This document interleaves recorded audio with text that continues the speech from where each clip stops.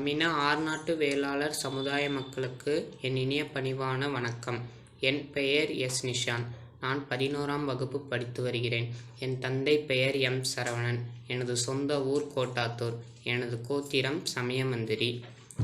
இந்திய நாடு சுதந்திரம் பெற பல தலைவர்கள் தங்களது உயிர்களை தியாகம் செய்துள்ளனர். பலராலும் அறியப்படாத சுதந்திர போராட்ட வீரரான பகத்சிங்கை பற்றி நான் இன்று பேச இருக்கிறேன்.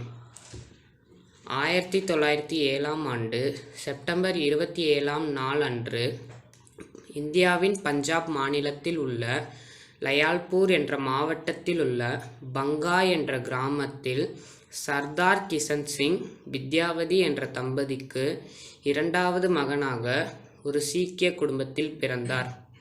பகத்சிங்கின் குடும்பம் விடுதலை போராட்ட வீரர்களை கொண்ட குடும்பம் என்பதால் இளம் வயதிலேயே நாட்டுப்பற்று மிக்கவராக விளங்கினார். லாகூரில் உள்ள டிஏவி பள்ளியில் தனது கல்வியை பயிலும்போது பல அரசியல் தலைவர்களிடம் நட்புறவு கொண்டிருந்தார். 1919ஆம் ஆண்டு அம்ரித்சர் நகரில் ஜாலியன்வாலா பக் என்ற இடத்தில் ஆயுதம் ஏதுமின்றி கூட்டத்தில் பேச்சை கேட்டு கொண்டிருந்த ஆண்கள், பெண்கள், குழந்தைகள் என பாராமல் ஆங்கில அரசு ஜெனரல் டயர் என்னும் இராணுவ அதிகாரியின் தலைமையில் அப்பாவி மக்களை கொன்று குவித்தது. அப்பாவி மக்கள் மீது நடத்தப்பட்ட இந்த தாக்குதலை கண்டு நாடே கொதித்தது. இக்கொடூரமான சம்பவம் பகத்சிங்கின் மனதை பெரிதும் பாதித்ததோடு மட்டுமல்லாமல் அவர் வெள்ளையர்களை விரட்ட சபதமும் பூண்டார். தன்னுடைய 13 வயதில் மகாத்மா காந்தியின் ஒத்துழையாமை இயக்கத்தில் இணைந்த பகத்சிங் 1922ஆம் ஆண்டு சோராக்பூரில் நடந்த சௌரி சௌரா வன்முறைக்கு எதிராக காந்தியடிகள் ஒத்துழையாமை நிறுத்தியபோது பகத்சிங் பெரிதும் ஏமாற்றம் அடைந்தார். அஹிம்சை வழியில் சென்றால் சுதந்திரம் பெற முடியாது, ஆயுதம் ஏங்கினால் மட்டுமே சுதந்திரம் பெற முடியும் என அவர் முடிவுக்கு வந்தார். 1924ஆம் ஆண்டு சச்சீந்திரநாத் சன்யால் என்பவரால் தொடங்கப்பட்ட இந்துஸ்தான் குடியரசுக் கழகம் என்னும் அமைப்பில் இணைந்தார். பிறகு 1926ஆம் ஆண்டு பகத்சிங், சுகதேவ், யஷ்பால் போன்றோர் இணைந்து நவ்ஜவான் பாரத் சபா என்னும் இளைஞர் அமைப்பை உருவாக்கினர். 1928ஆம் ஆண்டு சைமன் கமிஷனை எதிர்த்து போராடிய காங்கிரஸ் தலைவர் லாலா லஜபதி ராய் போலீசாரால் தடியடிப்பட்டு இறந்தார். இதை கண்ட பகத்சிங்கும் ராஜகுருவும் லாலா லஜபதி ராய் இறப்பிற்கு காரணமாயிருந்த காவல் அதிகாரியான சாண்டர்ஸை கொன்றுவிட்டு தலைமறைவாயினர்.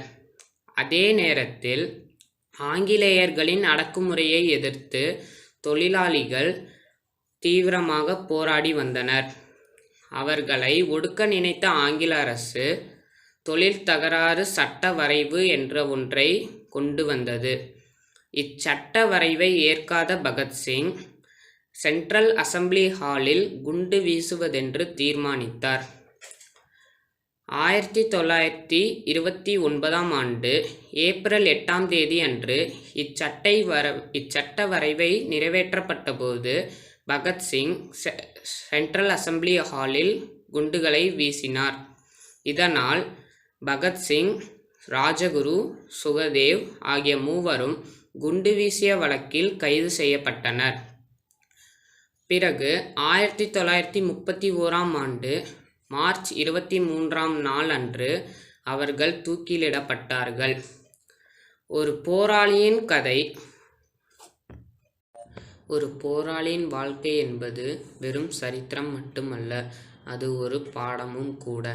இன்றைய இந்தியாவில் எத்தனையோ இளைஞர்களுக்கு முன்மாதிரியாக பகத்சிங் வாழ்க்கை போற்றத்தக்க ஒன்றாகும். விடுதலை போராட்ட உணர்வுகளை இளைஞர்களின் மனதில் விதைத்திட தனது மரணத்தையே மாபெரும் பரிசாக அளித்துள்ளார். வாழ்வதன் மூலமாக மட்டுமல்லாமல் இறப்பதன் மூலமாகவும் ஒரு சகாப்தத்தினையை உருவாக்கியுள்ளார். அவர் வாழ்ந்த வாழ்க்கை காலம் குறுகியது என்றாலும் நூற்றாண்டுகளை கடந்து சுமந்து நிற்கும். எனவே நாமும் பகத்சிங்கை போன்று நமது பாரத நாட்டிற்காக கடினமாக உழைத்து பெருமை சேர்க்க வேண்டும்.